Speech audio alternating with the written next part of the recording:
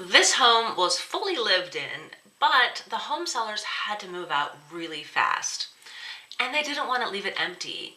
So we brought in rental furniture, and let me show you what we did to get it market ready in 2 weeks. Hi everyone, I'm Kasia McDaniel, and I'm an occupied home staging specialist where I help women over 50 get their houses sold and help them prepare to get their houses ready.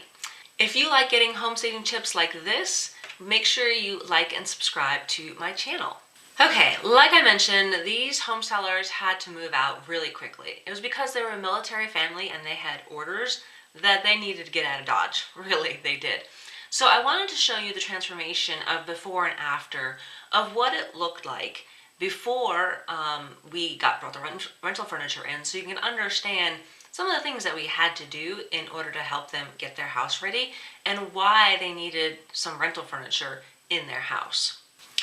So let's take a look at the living room. Now, this is an open floor plan, and as you can tell, they have a lot of things going on. They have some baby things. They have pets in here in this living room. You can see there's a kid's bouncy thingy on the dining room table. They have pet cages and things like that. There's just a lot of things going on. They have a busy life. But there are a couple of decisions that we need to make when it comes time to staging your house. And that's one of the things I talk about in my home staging course. That's an online course that you can take a look at. But these are the exact layout and accessories decisions that I teach in my home staging basics course. So you can stage any home, even under tough conditions, okay?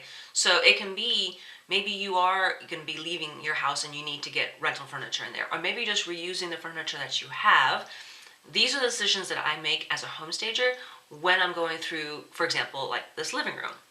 So in this living room, I'll show you the after picture here in a minute, but the main thing that we had to do was basically take a look at the wall colors, because it was kind of a like a yellowy kind of mustard kind of color in there, and that was the builder's grade color that was used. They weren't quite happy with it, and so I suggested a more neutral, lighter color, and that's exactly what we did and had them paint. So once they removed all our furniture out, before we brought in the rental furniture, we had them paint the rooms, okay, a more neutral color, more softer, makes it a little bit brighter in there, because the rooms were dark. And if you see some of these before pictures, they're just really dark in here. The furniture was dark, and it just made things just not, appealing, right? That's the word we're trying to go for. We're trying to show off the space, not kind of make it a dark dungeon, right? So yeah, so the living room, let me show you this. This is the before, again, so to remember what it looked like. And this is the after of where we brought in rental furniture. Now, this one, we basically had to do with what they had for their budget, which we got their furniture in here. One of the things I wish I could have had more in the budget to get was a rug, but you know what? It worked perfectly fine with this rental furniture. Again, I arranged the furniture in such a way that I teach in my home staging basics course that explains why it was set up this way. There are many different options that I go over in that course. This is just one of the best layouts that we have that I highly recommend using, especially when it comes to a fireplace area. It shows off the space and keeps it open and bright, okay? So moving on to the dining room area, this is what it looked like before. Again, that mustard yellow color was in there. And then after, this is the rental furniture that we brought in, a table, brought in some artwork. Again, these are accessories and things I talk about in my home staging basics course that you can use when you move into your next house. What do how do you stage your current house? So these are just some ideas to show you the transformation on this dining room in this eat-in area. So you can see that the table, yes, it is smaller, but you can definitely fit a larger one if needed for a larger family. Now in this master bathroom area, obviously you can't move around countertops or anything like that. There's some minimal things that you can do in here. A lot of it is basically decluttering when it comes to the bathroom. And that's one of the biggest things that I discuss in my home staging basics course is the decluttering.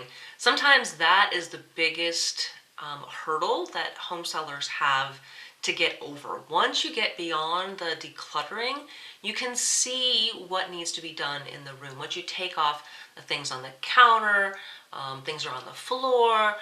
So in this bathroom, we just have some random towels, some, basic things on the counter. We cleared it off, and this is what it looked like afterwards. Just put a simple plant, put a nice piece of artwork, and actually hung the towels nice and neat, and we're good to go. Okay, so not much that needs to be done in the bathroom. So that one, obviously, again, you can't stage too much, but it's actually probably one of the more simpler ones because you can't move anything. If anything, maybe sometimes you may need to paint, right? And this one we didn't, but this one was an easier fix to transform. Then moving on to the master bedroom, this one had a bed with a crib because they had a baby sleeping in there with them. And of course they didn't want to show that off as far as, in the pictures. They like, well, we don't want to have that in the photos, obviously. Again, this is one of the things I talk about in my course, what you should and shouldn't have, what furniture should be in the master bedroom. Sometimes we have extra things in there that really don't belong. So one of the things that we did was in this after picture with the master bedroom, I asked them to save me some bedding that maybe they can, leave behind. I was hoping for something a lighter color, but this is what they had. So we work with what we have. Sometimes that's what we got, and that sometimes you don't have the budget to get new bedding. So it was the best we could do, but it looked a lot better without the crib there and a couple other things.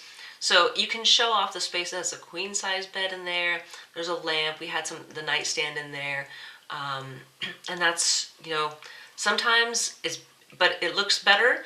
It could have been a whole lot better, but with a budget, sometimes that's what you got to work with. And I totally understand that. Here's another angle of the master bedroom. Again, we had a photographer come in, and so you can see, yes, we had rental furniture. We had some pieces put on there. Again, not much clutter. You can see the room is huge, and you can have a dresser and a chest of drawers, and that's what you want to show off is that space, again, okay? And to know where everything is laid out, how we arranged it, is just one of the decisions that we made in talking about accessories in my Home Staging Basics course as well. So if that's something that you're interested in, I'll leave the link in the show notes below. So while I only covered a couple of the rooms in this house, there are many others in there. I didn't have the before and after pictures for those, but this is basically kind of like quick staging that you can do in 2 weeks' time. They had to move out. They had to get everything out, pulled out, packed up and everything, which for some people, that's what they want, and then just bring in rental furniture. Yep, you can do that, but then you got to decide, well, what's the best layout, what size furniture, the scale, where do you put everything? Do you put things against the walls, or do you, pull them out? Those are a lot of the things I teach step by step in my Staging Basics course. And this is just something that you have to keep in mind when it comes to getting your house ready to sell. Quick staging like this works for any occupied home.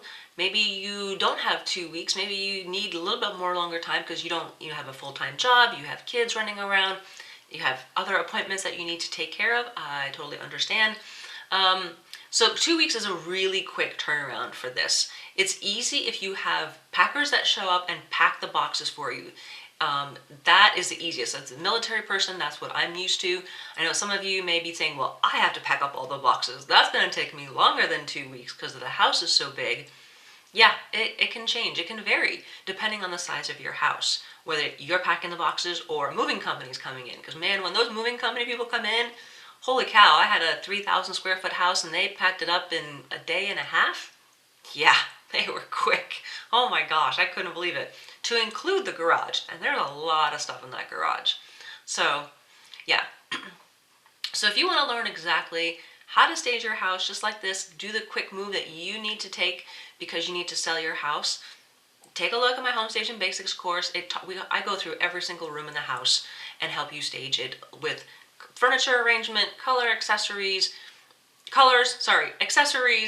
wall colors, color combinations, everything that you should keep, things that you should take out, all that kind of stuff in each of these pre-recorded videos that you can watch at your own speed, okay?